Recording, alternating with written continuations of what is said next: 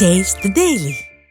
அரசு கொள்முதல் நிலையங்கள் மூலம் நெல் விற்ற விவசாயிகளுக்கு 200 கோடி ரூபாய் வரை வழங்கப்படாததால் விவசாயிகள் பாதிக்கப்பட்டுள்ளதாக தமிழ்நாடு விவசாயிகள் சங்க மாநில ஒருங்கிணைப்பாளர் PR பாண்டியன் குற்றம் சாட்டியுள்ளார்.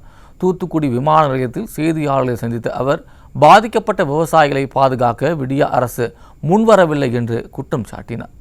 நெல்லை விட்டுவிட்டு பணம் கிடைக்காமல் கடனை திரும்ப செலுத்த முடியாமல் பாதிக்கப்பட்டிருக்கிற விவசாயிகள் நலனை பாதுகாப்பதற்கு முன்வரவில்லை. இது வன்மையாக கண்டிக்கத்தக்கது. தொடர்ந்து இன்னும் 200 கோடி ரூபாய்க்கு மேல் விவசாயிகளுக்கு பணம் கொடுக்க வேண்டியிருக்கிறது. மறு அறுவடைக்கு தயாராகிவிட்டார்கள். சென்ற சாகுபடிக்கு வாங்கிய கடன் கூட இன்னை வரையிலும் கொடுக்க முடியாமல், அதற்கான தொழிலாளர்களுக்கான கூலி கூட கொடுக்க முடியாமல் விவசாயிகள் பாதிக்கப்பட்டிருக்கிறார்கள். முதலமைச்சர் இது குறித்து உரிய விளக்கமளிக்க முன்வர வேண்டும்.